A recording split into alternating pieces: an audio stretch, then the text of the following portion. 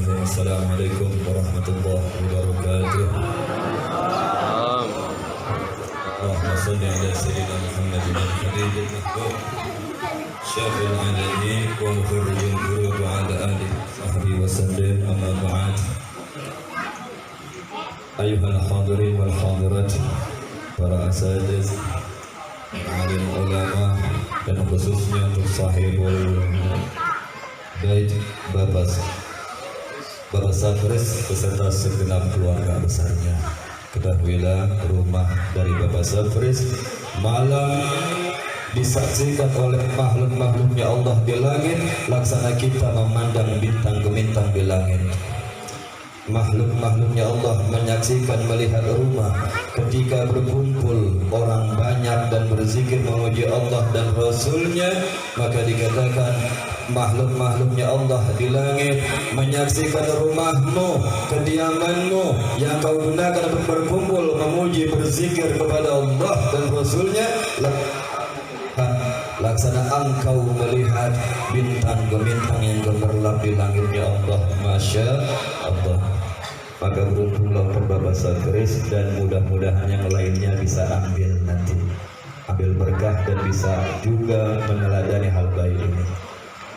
Kepada para alim ulama, mohon maaf tidak saya sebutkan namanya satu persatu, dan juga kepada para tokoh, mudah-mudahan Allah limpahkan berkah dan rahmatnya untuk kita semua. Amin Allahumma amin. Juga khususnya kepada Al-Mukarram Al-Mujahid Fisabilillah Adailallah Ustaz Wawan Gunawan. Mudah-mudahan Allah jadikan istiqamah dalam dakwahnya, dan Allah jadikan seluruhnya Allah berkahi, Allah rahmati segenap jamaah-jamaah tentunya. Bismillahirrahmanirrahim. Untuk ayahanda Al-Mukarram Al-Ustaz Abi Syarifuddin, guru besar kita, sang pendiri Majelis Zikir Al-Mubarakah, mudah-mudahan Allah sehat walafiat dan selalu Allah panjangkan usianya, tambah berkah ilmunya untuk kita semua. Amin Allahumma amin. Bismillahirrahmanirrahim. Sebenarnya malam ini agak kurang enak badan saya, tapi berkat kecintaan saya kepada para jamaah semua, kepada Ustaz Wawan dan kepada seluruh para hadirin, saya usahakan untuk bisa hadir, dan alhamdulillah Allah beri kekuatan kita untuk bisa muwajahah berkumpul semua di sini. Bismillah. Hari ini diberi tema ruahan. Perlu diketahui, sebaik-baiknya ibadah yang kita paham dasarnya, jangan cuma ikut-ikutan. Sebaik-baik ibadah adalah yang kita tahu dalilnya, maka itu yang sebaik dan sebaik-baiknya ibadah. Ruahan ini salah satu kegiatan Islam yang tua sekali. Dari zaman para wali songo, dewan wali memasukkan unsur Islam ke dalam adat istiadat kita, dan disebutlah kemudian dengan istilah ruahan. Dilaksanakan sebelum masuk bulan puasa, tepat pada bulan Sya'ban. Bulan Sya'ban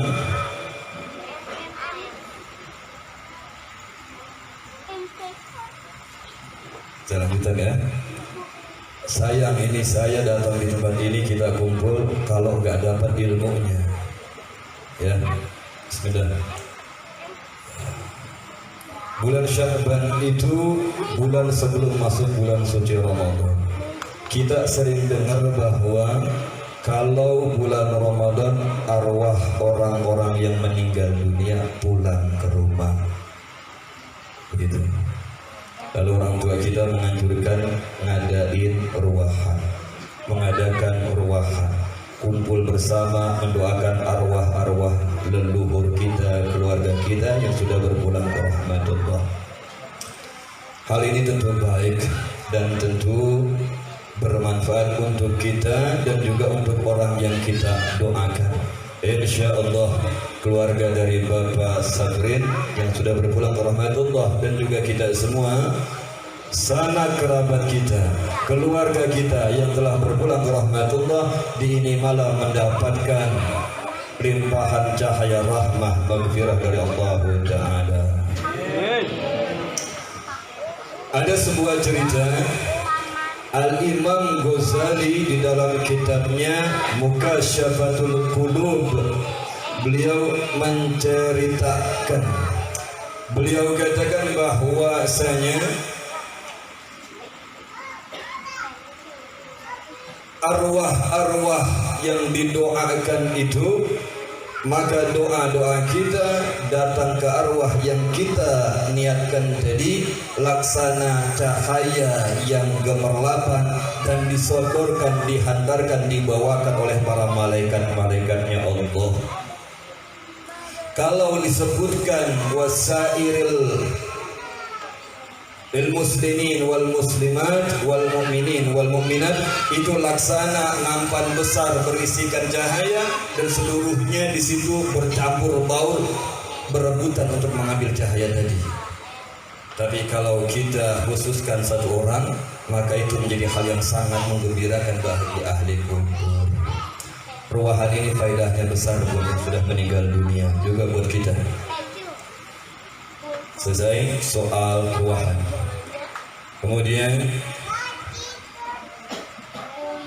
adakah benar atau enggak orang yang sudah meninggal dunia itu di bulan Ramadan pulang ke rumah? Ini perlu kita paham nih. Sayyid Muhammad bin Alwi Al-Maliki Al-Hasani Al-Makki, guru daripada, biar paham sanadnya, Sayyid Muhammad bin Alwi Al-Maliki memiliki murid, salah satunya Hadratus Syekh Kiai Haji Ahmad Asrari Al-Ishaqi. Kiai Asrari Al-Ishaqi Hadratus Syekh punya murid, salah satunya guru besar kita Al-Ustaz Al-Syarif Kudus. Jadi kita tersambung kepada seorang ulama besar di Makkah.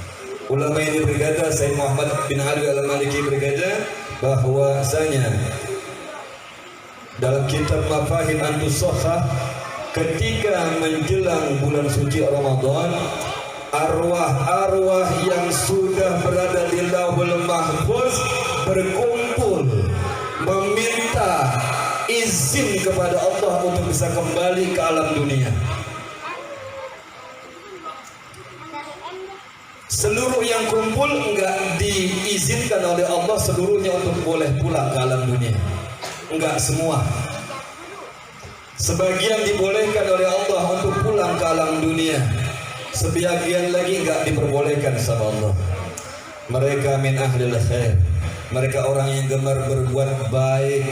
Mereka yang merupakan orang-orang min ahlis salihin, orang-orang soleh, orang-orang yang selalu memberikan hak-haknya Allah dan menegakkan kewajibannya ketika di dunia, diizinkan oleh Allah untuk pulang ke alam dunia. Yang mati dalam keadaan maksiat enggak diperbolehkan. Yang mati dalam keadaan suhul khatimah tidak diperbolehkan. Timbul pertanyaan, kemudian ketika mereka pulang ngapain mereka? Dijawab lagi dalam kitab Mafahim tadi bahwasanya sang arwah-arwah tersebut ketika berpulang ke alam dunia, yang pertama kali mereka kunjungi adalah kuburannya.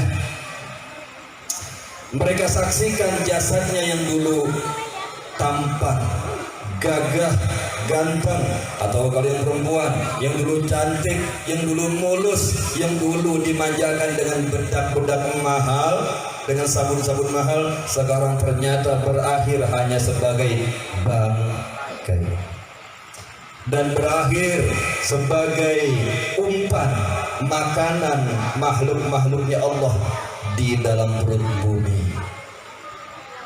Dia saksikan jenazahnya yang sudah mulai hancur dimakan tanah. Setelah itu selesai, dia datangi handai taulannya, keluarganya, anak-anaknya, berdiri di pintu rumahnya dengan berkata, "Ya waladi, hai anakku, Ya zauji, hai suamiku. Ya zaujati, atau hai istriku, jangan lupakan aku. Kalau yang didatangi adalah anaknya yang sudah makan warisan orang tuanya ini, orang tua itu akan berkata, hai anakku, kau sudah nikmati hasil jeripayahku dulu nak. Bapak yang susah payah mencari dunia, kamu sekarang yang menikmati. Jangan lupakan bapak dengan doamu. Cuma sayang kita gak dikasih dengar. Yang Allah kasih dengar cuma dua makhluk. Cuma dua makhluk yang diberi kemampuan untuk mendengar suara arwah-arwah tadi, hanya dua makhluk. Yang pertama adalah para malaikat, sudah tentu. Dan yang kedua, diberi izin untuk mendengar makhluk-makhluknya Allah selain manusia, hewan-hewan itu bisa mendengar. Setelah menjelang datangnya bulan Syawal atau hari raya Idul Fitri, ketika malam takbir, mereka bersiap-siap kembali untuk pulang ke alamul barzahnya. Ketika malam takbiran, itu malam tersedih buat mereka. Dulu saya sering dengar kayak begini dari orang tua, tapi saya belum mantap, yakin saya, karena belum tahu ilmunya. Ketika sudah lihat kitabnya, ketika tahu pengarang kitabnya siapa, ketika paham bahwa ini luar biasa pengetahuannya, maka beruntunglah kita yang masih mau doain orang tua kita, yang masih mau mengundang orang banyak untuk mendoakan orang tua kita yang sudah berpulang ke rahmatullah. Beruntunglah kita yang masih mau tahlilan. Beruntunglah keluarga kita yang meninggalkan kita dengan akidah ahlus sunnah wal, yang masih mau tahlil. Itu soal khususnya bulan Sya'ban atau Rawahan di antaranya. Kemudian ketika seorang yang sudah kembali ke alam barzah tadi di hari raya Idul Fitrinya, maka hari terbaik dan tergembira bagi mereka adalah ketika menjelang datangnya bulan suci Ramadan. Maka sucikan ruh-ruh, arwah-arwah keluarga kita yang sudah berpulang ke rahmatullah minal ma'asi, dari maksiat yang pernah malaikat lakukan, dengan istighfarmu. Orang yang sudah mati berguguran dosanya sebab istighfar kita yang masih hidup. Tapi awas, mereka yang sudah meninggal pun dosanya bisa bertambah akibat kelakuanmu. Ada orang tanya, nggak adil nih kalau begini. Ya maksiat anaknya ke orang tuanya di kuburan kebagian dosanya. Jawabannya adalah karena dulu si orang tua ini nggak ngajarin anaknya. Karena dulu orang tuanya enggak memberi tuntunan pada anaknya, hingga akhirnya enggak kenal bagaimana besarnya murka Allah bagi maksiat ini dan itu, hingga mereka melakukan maksiat-maksiat tadi sebab abainya orang tua. Maka wajar ketika si anak maksiat, orang tua pun ditimpakan dosanya. Maka dikatakan oleh Sayyid Muhammad Al-Maliki dalam kitab Mafahim tadi, maka kasihani keluargamu yang sudah berpulang ke rahmatullah. Kalau kamu mau maksiat, maka kasihanilah, ingatlah dengan orang tuamu yang sudah meninggal dunia. Karena setiap hari mereka mendapatkan laporan dari para malaikat tentang keadaan-keadaanmu.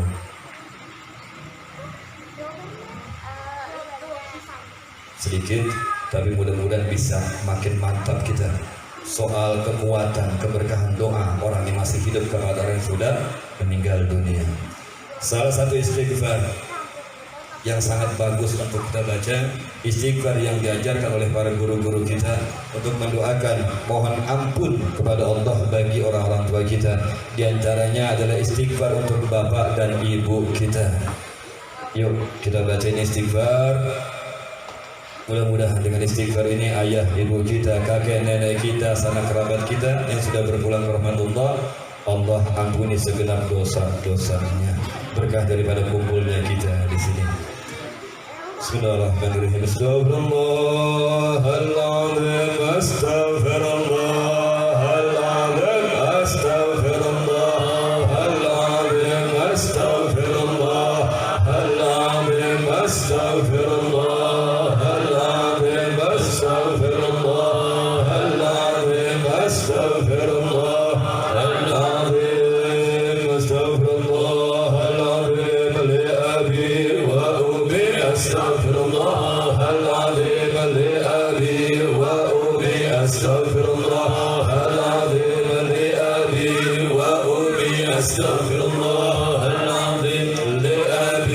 wa ummi, astaghfirullahaladzim li abi wa ummi, astaghfirullahaladzim li abi wa ummi, astaghfirullahaladzim li abi wa ummi, astaghfirullahaladzim li abi wa ummi, astaghfirullahaladzim lil mu'minin wal mu'minat, astaghfirullahaladzim lil mu'minin wal mu'minat, astaghfirullahaladzim lil mu'minin wal mu'minat, astaghfirullahaladzim lil mu'minin wal mu'minat, astaghfirullahaladzim lil mu'minin wal mu'minat, astaghfirullahaladzim lil mu'minin wal mu'minat, astaghfirullahaladzim lil mu'minin wal mu'minat, astaghfirullahaladzim lil muslimin wal muslimat, astaghfirullahaladzim lil muslimin wal muslimat, astaghfirullahaladzim lil muslimin wal muslimat,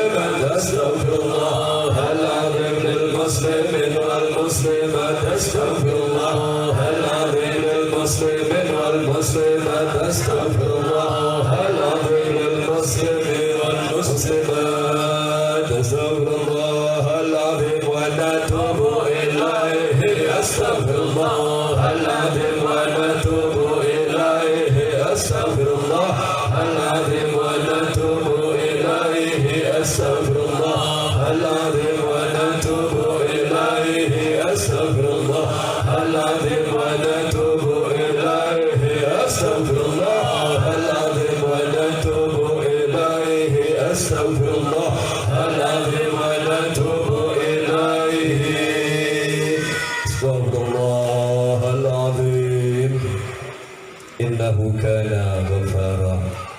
Istighfar jadi sangat bagus untuk kita baca, berapa aja boleh. Salah satu yang ditinggalkan astaghfirullahaladzim li abi wa ummi. Saya rasa itu saja yang menjadi tambahan untuk kita semua, mudah-mudahan bisa dipahami, bisa dimengerti dan bisa diamalkan. Hal ini ruwahan suatu hal yang hak, suatu hal yang benar, suatu hal yang berfaedah, berfadilah, maka kuatkan dan istiqomahkan. Dan untuk kita jamaah di sini, insya Allah ini yang hadir semua di sini, insya Allah masuk tadi pada golongan orang yang disebutkan di dalam manaqib. Mudah-mudahan Allah beri kita kemampuan juga untuk istiqamah di dalam thariqah ini, di dalam majelis ini. Saya, guru besar kita Al-Ustaz Abi Syarifuddin, mengambil sanadnya kepada seorang zuriyahnya Rasulullah, kepada min ahlil bait Rasulullah As-Sayyid Al-Habib Irfan bin Hasim bin Tahir Ba'alawi. Beliau mengambil lagi dari gurunya atau dari abahnya, gurunya mengambil lagi kepada gurunya, mengambil lagi pada gurunya, terus menerus naik ke atas insyaallah sampai kepada hadrati Rasulullah sallallahu alaihi wasallam. Yang kedua, Ustaz Wawan mengambil sanad kepada guru besar kita Al-Ustaz Abi Syarifuddin, kepada saya tersambung kepada Habib al-Mahbub Al-Habib Mustafa bin Abdullah Al-Idris. Beliau merupakan salah satu murid daripada seorang ulama yang sangat karismatik, Al-Habib Ali bin Abdurrahman Al-Habsyi Kuitang. Al-Habib Ali bin Abdurrahman Al-Habsyi, seluruh orang mantap yakin bahwa Habib Ali Kuitang adalah seorang walinya Allah. Maka insya Allah almar'u ma'a man ahab, kalian dan aku serta kita semua Allah kumpulkan kelak di yaumil mahsyar bersama dengan orang-orang saleh, kumpul bersama dengan Rasulullah sallallahu alaihi wasallam. Billahi taufiq wal hidayah. Wassalamualaikum warahmatullahi wabarakatuh.